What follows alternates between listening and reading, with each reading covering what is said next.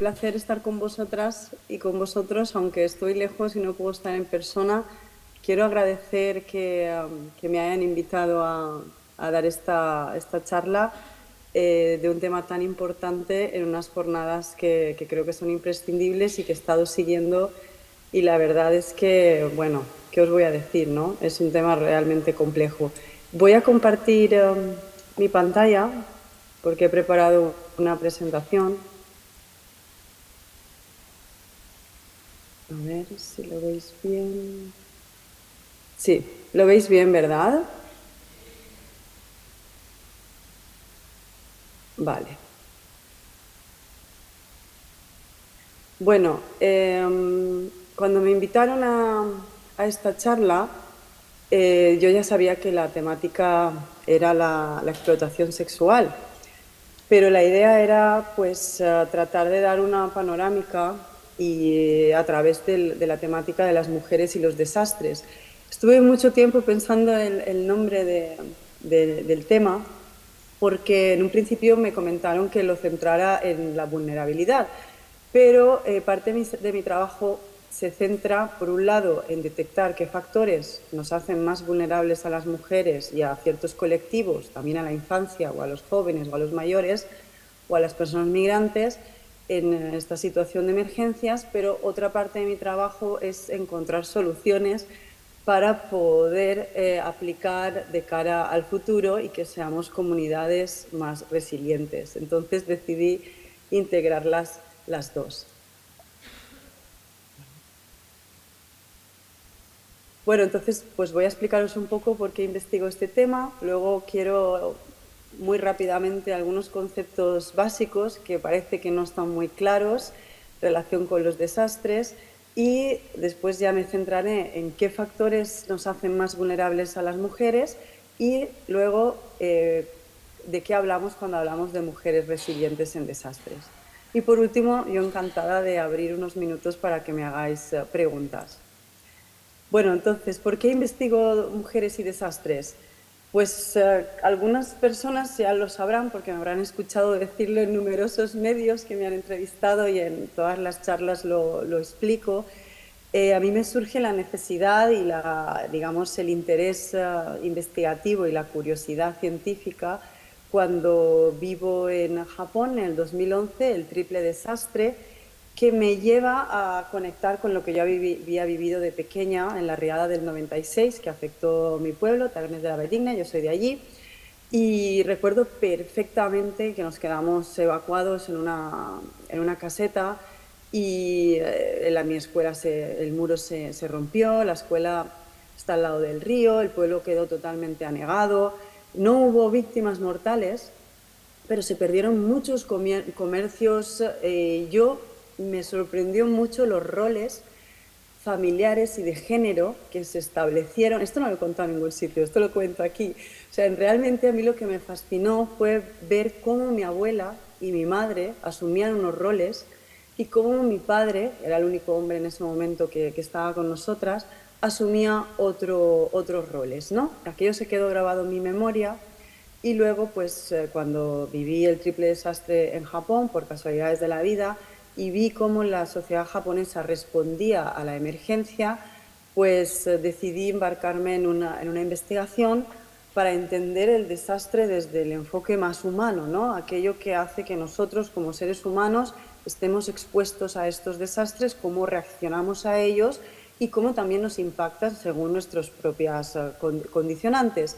Y bueno, pues viví, entre medias, estuve viviendo y trabajando en las Naciones Unidas, en la oficina de la UNESCO en Perú, y allí pues tuve la oportunidad de trabajar como especialista de género y comunicación y viví también a nivel de experiencia y laboral unas inundaciones que acontecieron en lo que fueron los varios países latinos, incluido Perú, Colombia, Ecuador, muy graves. Y entonces me sorprendió de nuevo también ver cómo se organizaba la sociedad de distinta manera. Y a mí pues me tocó trabajar el tema de género y desastres prácticamente sin tener datos, sin tener fuentes. Y ahí fue cuando dije, me gustaría investigar más, necesitamos datos y fue pues cuando decidí hacerlo en Japón. ¿Por qué en Japón? Pues porque Japón es un país que tiene una larga historia de gestión de desastres, para mal y para bien, y su experiencia ha impactado las Naciones Unidas, ha impactado otras zonas del mundo, es un referente en prevención y preparación en escuelas y en distintos colectivos, tanto a nivel estatal como a nivel profesional, como a nivel de comunidades locales. Entonces era un mundo para mí muy amplio en el que podía abarcar, pero yo quería hacerlo desde el punto de vista de las voces que no se escuchaban, ¿no? Que eran las mujeres, los jóvenes, la infancia, o sea, las personas que no estaban en las fuentes oficiales, en Japón hablando. Había material de Estados Unidos, pero muy así como muy pionero, pero de Japón y de España pues no había casi nada, por no decir nada, ¿no? Entonces, pues bueno, mi metodología es una metodología histórica, sociohistórica, y se trata de hacer mucho trabajo de campo y coleccionar muchas fuentes de varios tipos, oficiales, pero también de diferentes colectivos, de muchas asociaciones de mujeres, y sobre todo lo que yo hice fue pues trazar un histórico de 100 años de gestiones de desastres a través de la experiencia de las mujeres japonesas en tres grandes tragedias que han tenido, ¿no? La de 1923, la de 1995 y la del 2011, que todos lo conocéis porque es el tsunami, el accidente nuclear. Bien, pues yo pues tuve la oportunidad de hacer muchas entrevistas a muchísimas personas en Japón, no solamente a víctimas y afectados, también a personas que entraron a trabajar, a rescatar, y también a una niña superviviente. Bueno, yo la entrevisté cuando era casi centenaria, pero era una niña en el terremoto de 1923, que ha sido el más mortal y que más ha afectado a víctimas, el número de víctimas de la historia de Japón. Y fue muy importante porque debido a este terremoto de 1923, donde fallecieron, para que os hagáis una idea, estamos hablando de 100.000 muertos, no por el terremoto, sino por los incendios que se produjeron después por toda la ciudad de Tokio, y 5.000 niños. Esta cifra de 5.000 niños, los japoneses no la podían entender, y a raíz, porque no lo podían permitir, ¿no? Que se perdieran tantas vidas de niños pequeños, y eso fue lo que hizo que modelara totalmente hasta la actualidad la respuesta a los desastres de Japón, que hace mucho hincapié en la infancia y en la protección de los más pequeños y educarles desde los 3 años. Pero bueno, volviendo a las mujeres, lo que yo hice, para que entendáis un poco, y que es lo que estoy tratando de hacer también ahora en Valencia, en los últimos meses que he estado trabajando ahí en los pueblos principalmente muchos de la Horta Sud, pero también de las otras comarcas, pues fue ir pueblo por pueblo. Visité, pues creo que unas 20 comunidades, 20 pueblos, y fui identificando y mapeando qué mujeres, qué asociaciones, qué estrategias, qué personas, qué líderes habían desarrollado pues su resiliencia o habían puesto en práctica primero durante la gestión del desastre, en la supervivencia, cómo lo habían hecho, qué factores habían hecho para que sobrevivieran y cuáles no, y luego durante el proceso de reconstrucción, porque esta investigación la hice justo cuando ya se estaba reconstruyendo la zona afectada por el triple desastre del 2011.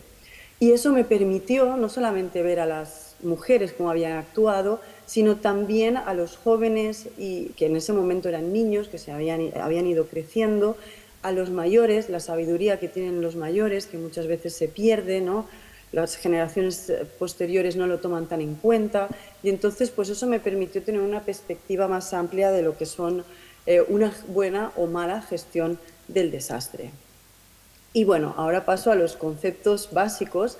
A mí me gustaría utilizar esta plataforma que hoy me han dado en vuestro espacio para hacer un llamamiento que estoy intentando hacer, incluso en Apunt, cuando me entrevistaron hace unas semanas también lo dije en una entrevista que me hicieron muy bonita, que por favor intentemos evitar el concepto de desastres naturales. No, los desastres o las catástrofes no son naturales. Y os lo voy a explicar rápido. Las Naciones Unidas y muchos expertos del mundo, por América Latina, por Asia, por Estados Unidos, llevan unas 2 décadas insistiendo para que no se diga desastres naturales. Porque si usamos la expresión desastres naturales, estamos diciendo que parte de la responsabilidad del desastre es natural, que viene de una amenaza y de un fenómeno y de un evento natural o de un riesgo natural, pero el resultado final, el desastre que se produce y el impacto que nos da, no es responsabilidad 100% de la naturaleza, es una gran responsabilidad humana. Entonces, esta campaña que lleva 2 décadas por el mundo de las Naciones Unidas y nos dice, por favor, no usemos la expresión desastres naturales, yo de nuevo me la estoy encontrando en Valencia, incluso en la administración, muchísimas, se vuelve a usar el desastre natural. Para que entendáis, el desastre es el resultado de la amenaza, la exposición a esa amenaza y de la vulnerabilidad que tenemos. Y bueno, aquí hay una frase que me gusta, ¿no? Que dice, els desastres naturals no existeixen, les amenaces naturals sí. D'una manera o d'altra, els desastres són un fracàs social.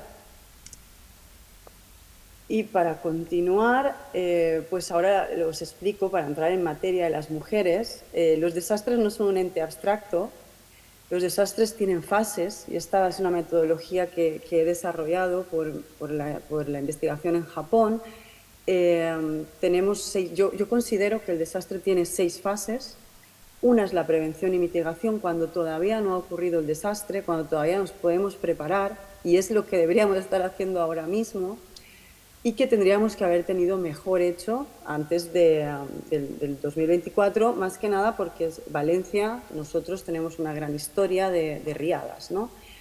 Pero sin entrar ahí, seguimos. La segunda fase sería la de la alerta, cuando el desastre ya es inminente, ya no podemos pararlo, pero lo tenemos encima, que ya estamos en una situación de emergencia y la supervivencia debe ser la máxima principal. Aquí la protección y salvar las vidas debe ser lo prioritario. Después tenemos la fase 3, que es emergencia, rescate, evacuación, restauración y también supervivencia. Aquí ya no podemos, aquí el desastre ya ha pasado. La cuarta, todavía hay evacuación, todavía hay vivienda temporal, todavía hay restauración. Yo considero que todavía en Valencia estamos en la fase 4, aunque también se haya iniciado la fase de reconstrucción. Es decir, estamos en la fase 4 y 5. ¿Por qué? Porque todavía sabéis, vosotros mejor que yo, que hay ascensores, hay personas mayores todavía que no tienen una situación regulada, hay todavía personas fuera de sus viviendas, que viven en otros lugares, todo eso nos hace pensar que estamos en la 4. Y bueno, y por no hablar de las escuelas, ¿no? Y de los barracones. Y luego, pues la última sería una fase que no se debe olvidar, que es la transmisión a las siguientes generaciones, que involucra a la memoria, y que esa fase debe de estar junto con la reconstrucción, se debe trabajar al mismo tiempo. ¿Por qué pongo en rojo la 1 y la 5, como habréis visto? Porque para mí son las que, si trabajamos bien, pueden ayudar mucho en futuros impactos, en futuros desastres, es mitigar el impacto. Si hacemos una buena prevención y mitigación y lo hacemos ahora durante la reconstrucción, tendremos mucho ganado en el futuro, porque así lo demuestran los casos internacionales que tenemos estudios, ¿no? Y tenemos información de otros países. Y bueno, ahora entrando en la temática de las mujeres, hay unas fases, ¿no? Que es la 2, la 3 y la 4, donde está estudiado que la violencia de género aumenta. Y ahora os diré en qué países y cómo es. Y luego, pues el papel de las mujeres, lo veremos luego al final de esta presentación, está en cada una de estas fases totalmente aunado y contribuyen a cada fase del desastre. Pero al mismo tiempo, el desastre nos hace vulnerables. Entonces, es importante remarcar que, bueno, una parte de mi investigación, que por eso hice la tesis doctoral, era porque yo quería tratar de desmontar esa imagen que había de la mujer débil o de la mujer que necesita protección y la mujer en el desastre, con una imagen pues invisibilizada. Sí, tenemos factores que nos hacen vulnerables, pero también tenemos una gran capacidad de trabajo y una gran capacidad de contribuir a la resiliencia comunitaria, ¿no? Y bueno, pues ahora os voy a explicar por ejemplo, a ver, como estoy aquí compartiendo pantalla, la normativa internacional y la nacional, ¿de dónde salen todos estos conceptos, ¿no? De la igualdad de género, hablamos de mujeres y desastres, ¿hay un marco que lo regule? Bueno, pues lamentablemente sí que lo hay. O sea, afortunadamente existe, pero es muy reciente y lamentablemente no está muy bien integrado todavía, por ejemplo, en España, en muchos países. Japón, de nuevo, es pionero después de muchísima lucha de las mujeres japonesas durante décadas, de asociaciones, de mucho lobby político, de muchas asociaciones haciendo trabajo de campo. Ellas consiguieron influir en la ley nacional, que luego lo voy a explicar, relacionado con la violencia de género, y luego consiguieron en las Naciones Unidas hacer un gran trabajo y tenemos el marco de Sendai. A mí me sorprende todavía que España, que ahora está hablando del pacto pacto de Estado de Cambio Climático, de la reconstrucción de Valencia, yo no he parado de decir, tenemos un marco internacional para la reconstrucción, tomemos las buenas prácticas, tomemos las buenas ideas, no hace falta inventar la rueda, es aplicarlo y adaptarlo a nuestro contexto valenciano, porque por aquí no solo han pasado las japonesas, han pasado muchísimos países y muchísimos expertos y víctimas y afectados de otros desastres graves del mundo. Bueno, pues el marco de Sendai tiene, ya por primera vez, incluye a las mujeres y a los jóvenes como agentes claves para la reconstrucción y por primera vez insta a los países a crear indicadores para la prevención, para que se tenga en cuenta a las mujeres y, por ejemplo, una cosa muy básica, ¿cuántas mujeres han muerto en un desastre y cuántos hombres han muerto en un desastre? Este indicador hasta hace poco no se tenía como muy claro utilizarlo, ¿no? Y es algo que se necesita saber. Bueno, al igual que sabemos, ¿no?, que muchas víctimas de la DAN han sido personas mayores en plantas bajas o con problemas de movilidad o personas que se movían en autos, ¿no? Y bueno, luego pues la normativa en España no incluye el enfoque de género ni en la ley del Sistema Nacional de Protección Civil, que yo he revisado, ni tampoco en la mayoría, bueno, no todos porque no los he revisado a todos, pero en casi todos o sea, los planes de emergencia y de inundación que he revisado, tanto los autonómicos como los locales de muchos de los pueblos, incluido el mío, no incluyen el enfoque de género y la inclusividad en estos planes, lo cual pues tiene que cambiar. Y luego os explicaré cómo lo estamos intentando cambiar. A ver, bueno, ahora para entrar en materia ya, seguramente vosotros que ya habéis sido afectados, ¿no?, ya tendréis una imagen de lo que pasó en Valencia y cómo actuaron las mujeres, cómo actuaron los hombres. Cuando hablamos de la imagen de los hombres y las mujeres en una emergencia, por ejemplo, a nivel internacional, en Japón, es muy habitual poner a los hombres rescatando, ¿no?, los militares y las fuerzas de autodefensa haciendo rescates.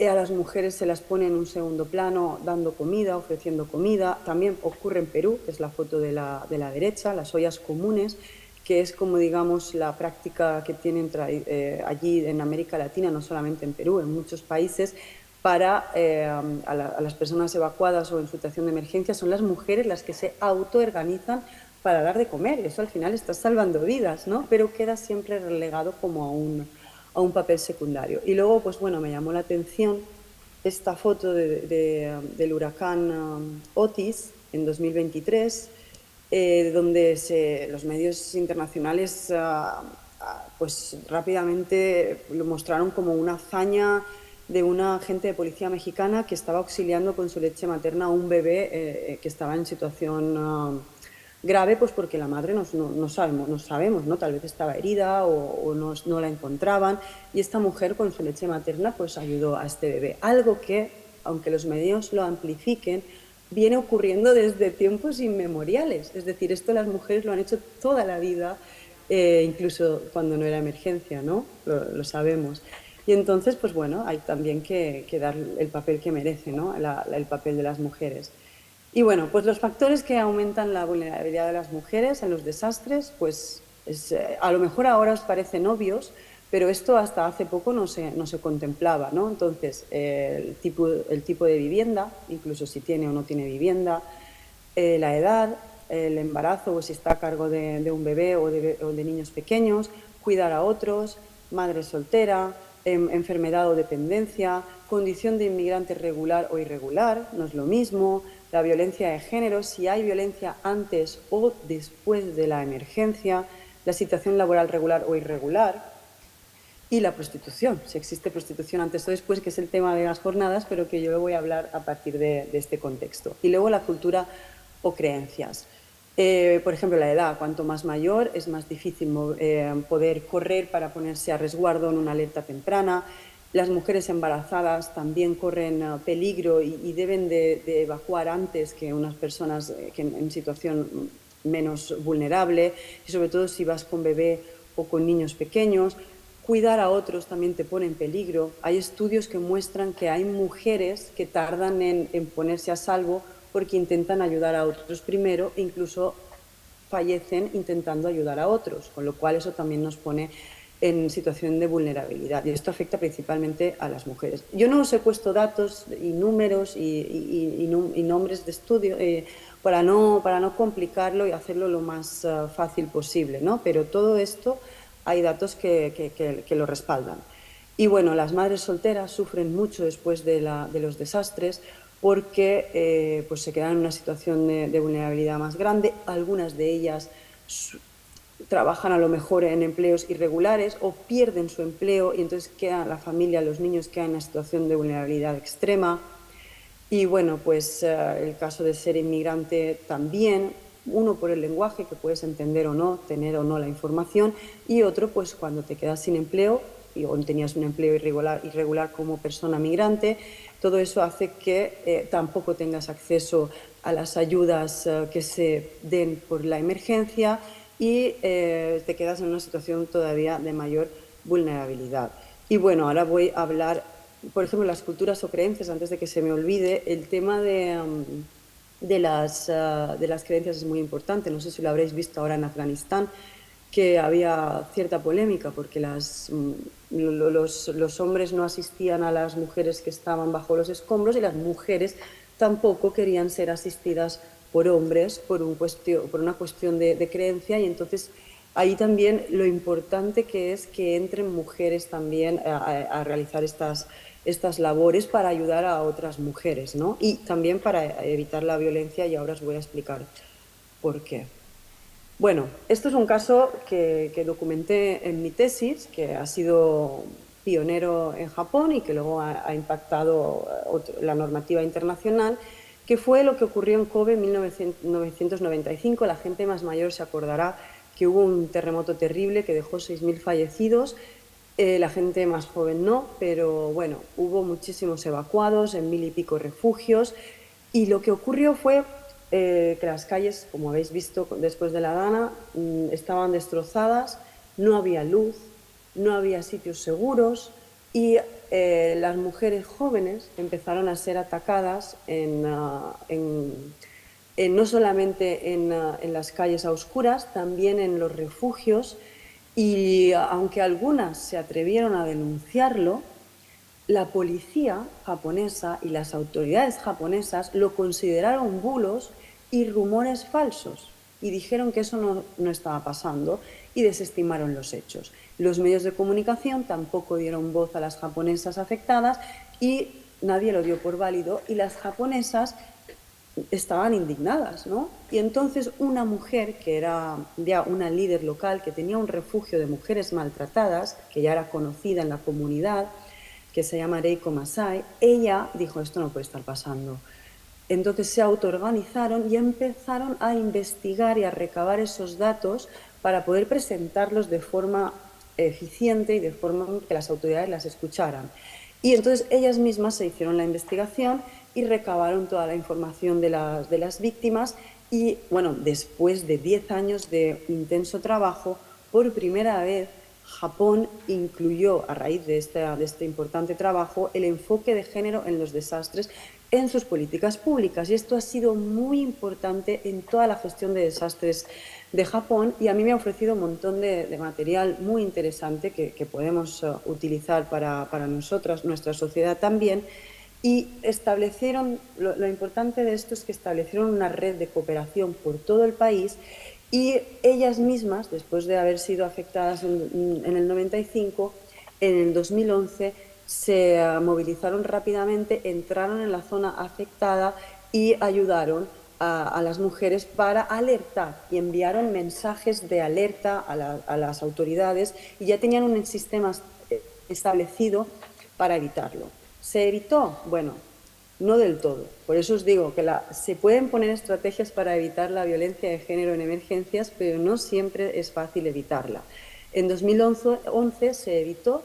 Las fuerzas de autodefensa japonesas ya enviaron a los refugios, como ya estaban prevenidos y sabían que podía ocurrir, ya enviaron a los refugios a militares para controlar que no hubiesen casos. Aún así, los testimonios consultados y los estudios que han surgido estos años últimos vuelven a mencionar, pues eso, en los espacios ha habido otra vez intentos de violación, tocamientos por las noches, abuso de autoridad hacia mujeres jóvenes, también intentos de abuso a jóvenes y a voluntarias que acuden de la zona exterior y entran en una zona que desconocen, algunos hombres de los lugares, o otros que entran también, intentan pues eso, ejercer su violencia hacia las mujeres de muchos tipos. Y lo más preocupante es que también afecta a los niños y a las niñas. Entonces hay que tener mucho cuidado.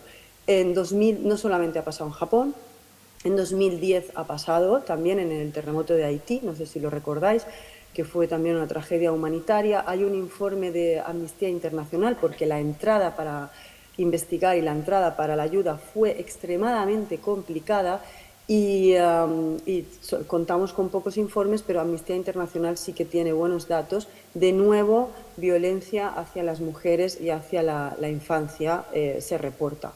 Con lo cual, hay estrategias para prevenirlo, ¿no? Hay que construir espacios seguros con intimidad para las mujeres que dan pecho, para los niños pequeños, para los enfermos. O sea, hay una serie de manuales y de guías que se pueden tener en cuenta para hacer espacios seguros a la hora de las emergencias.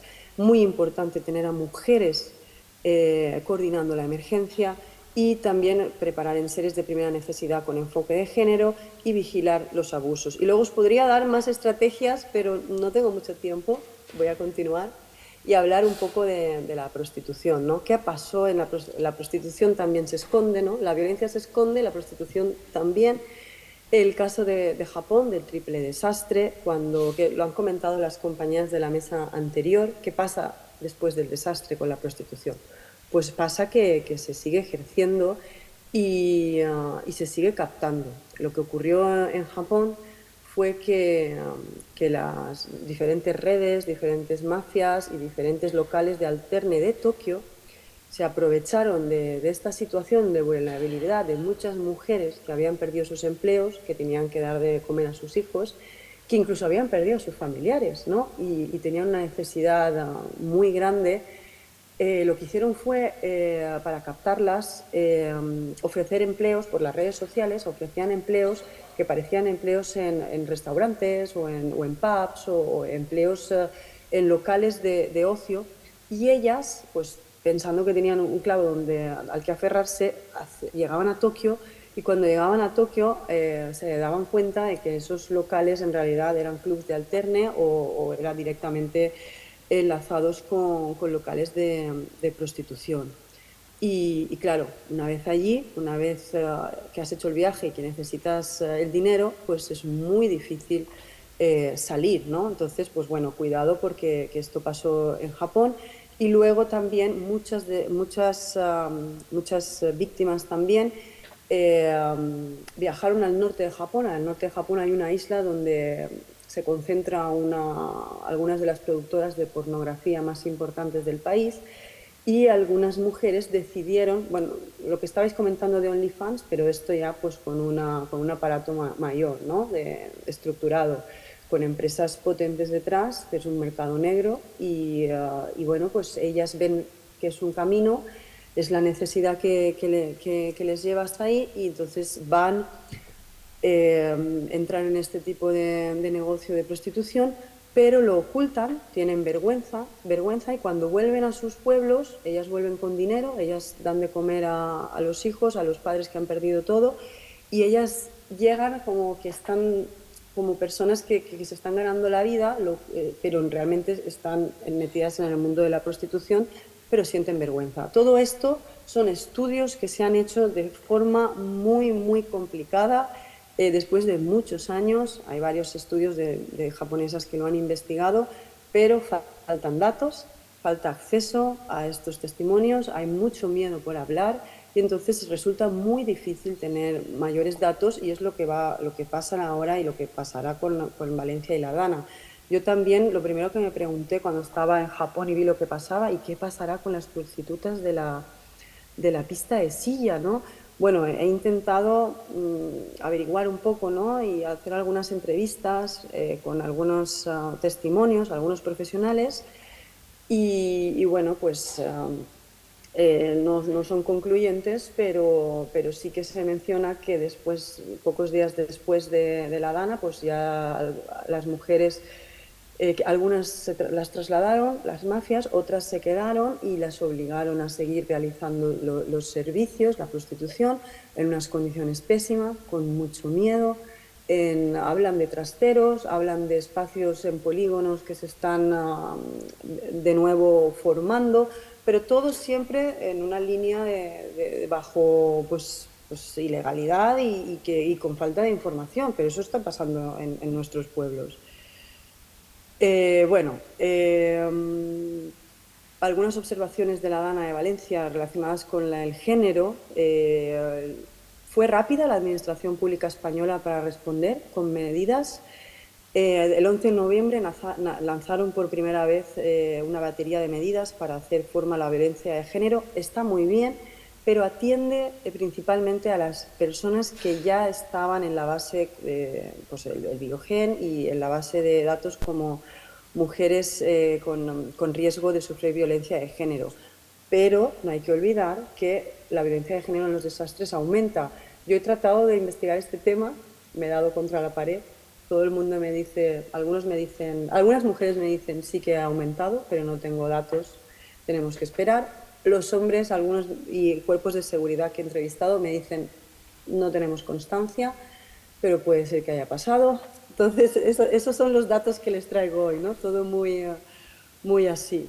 Hace falta investigar más. No, porque miren lo que pasó en Japón, ¿no? También decían que no había pasado nada, pero sí que había pasado. Y la sociedad japonesa es una sociedad bastante organizada. Y luego lo que sí que me llamó mucha atención, que coincide con Japón, ¿no? Es que primero se movilizan las asociaciones de mujeres, como Alana, fueron las primeras en entrar puerta por puerta, lo cual pues, nos da una idea del papel que cumplen, ¿no? Estas asociaciones y estas mujeres tan necesario.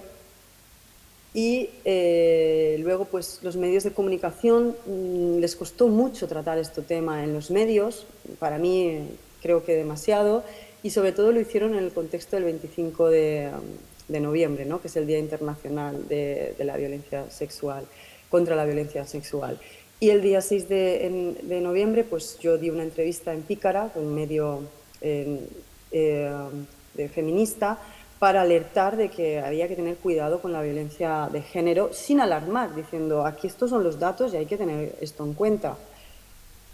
Y bueno, luego algunos trabajos que he visto, ¿no? Seguramente habrá más, pero el que ha pasado con las mujeres que ejercían la prostitución en la pista de Silla, la periodista Eva Mañez, que está muy bien este reportaje, pero todo es en medios que no son medios principales. Y luego el otro que se centra sobre todo en el cuerpo de las mujeres. Y bueno, ahora ya para ir finalizando, para no hablar solo de vulnerabilidad, quiero hablaros de resiliencia, ¿no? El papel de las mujeres. Aquí os he puesto algunos rostros de mujeres japonesas que identifiqué y que ellas contribuyeron en todas las fases. ¿Recuerdan las fases que les he puesto antes? Pues en cada fase las mujeres estamos, aunque quedamos invisibilizadas y aunque tenemos factores que nos condicionan y nos ponen las cosas difíciles, aún así tenemos una gran resiliencia y una gran capacidad de trabajo. Y sin nosotras, sin las mujeres, la comunidad a lo mejor no se podría reconstruir igual o no podría sobrevivir igual, ¿no? Y esto pues lo hemos demostrado en algunos casos de estudio, por ejemplo, mujeres mayores que ayudaron a la supervivencia de todo un pueblo en una zona del tsunami, esta mujer agricultora que ha logrado volver a cultivar sus calabazas en Japón, en la zona donde hubo radiación, y se ha limpiado y está trabajando mucho para recuperar la agricultura de la zona. ¿Cómo se implica en la reconstrucción? Esta mujer, por ejemplo, que lleva el baby, que está en un espacio infantil, ha apostado por la reconstrucción sostenible y ha vuelto a crear su espacio infantil, apostando por las familias, porque si no hay familias, al final no se puede reconstruir. Y luego, pues mujeres que han gestionado el riesgo y se implican en la prevención, por ejemplo, el riesgo radiactivo, la prevención de desastres, la transmisión de la memoria. Y esta es la foto de la niña que os comentaba, que sobrevivió al desastre de 1923 y que me contó su experiencia para mi tesis, cuando ya era casi una centenaria, para que veáis lo importante que es transmitirlo también a las siguientes generaciones. Y bueno, si tenéis más interés, como no tengo tiempo y queréis conocer más de estas mujeres, os presento esta exposición virtual que hice. Si entráis con el QR, podéis leer pues, los casos y conocer muy brevemente pues, mujeres y supervivencia, mujeres y prevención, mujeres y liderazgo, mujeres y pesca, cómo han contribuido en cada fase del desastre y en cada sector en el que son productivas las mujeres, que somos todos, ¿no?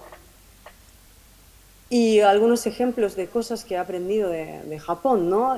Pues tener una mochila de emergencia con enfoque de género, ¿qué es eso, no? Diréis, pues por ejemplo, algo tan básico como llevar unas bragas de repuesto o toallitas o papel higiénico o compresas si estamos en la etapa de menstruación, ¿no?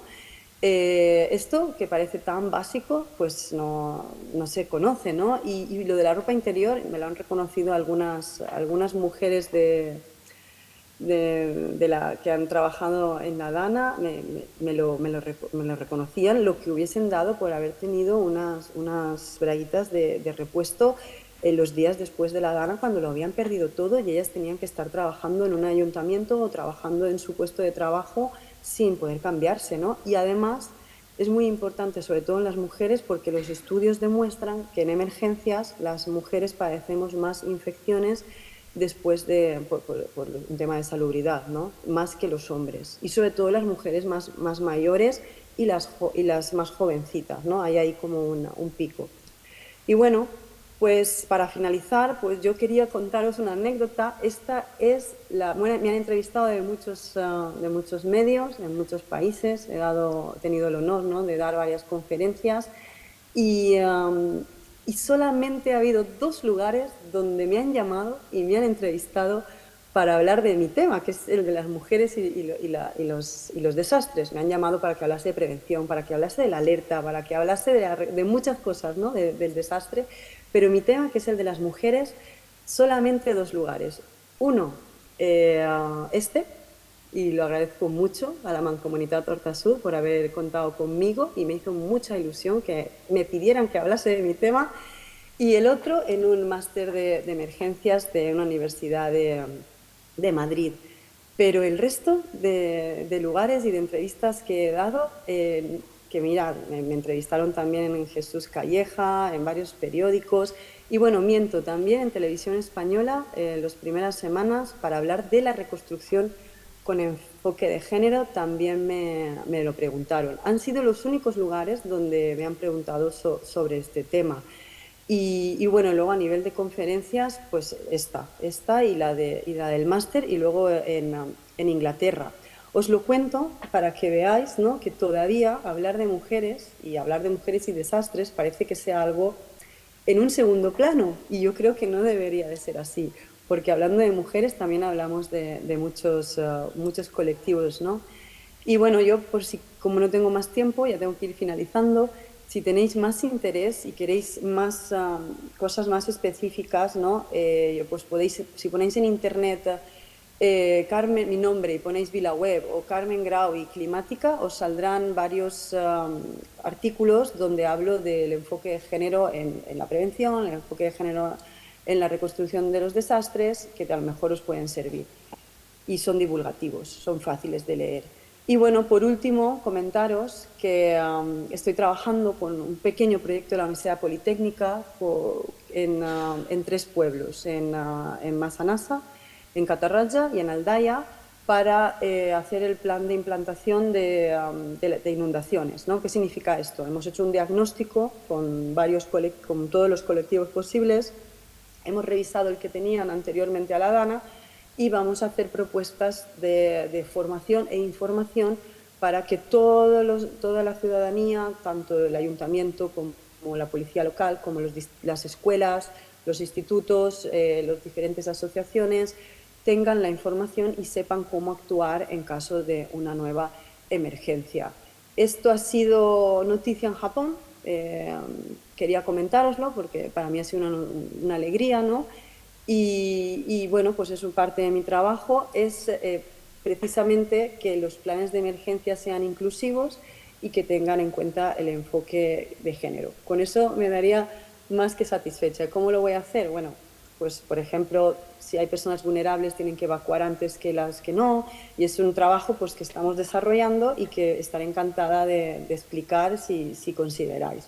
Pero creo que tengo que ir acabando por la falta ya de tiempo. Y bueno, hablar de género, por último, yo sé que muchas de las presentes sois muy conscientes, pero hablar de género no solamente es hablar de mujeres, es también hablar de niños, hablar de jóvenes, hablar de mayores, es hablar de todos. Pues bueno, muchas gracias y espero que os haya gustado. Y abro turno de preguntas.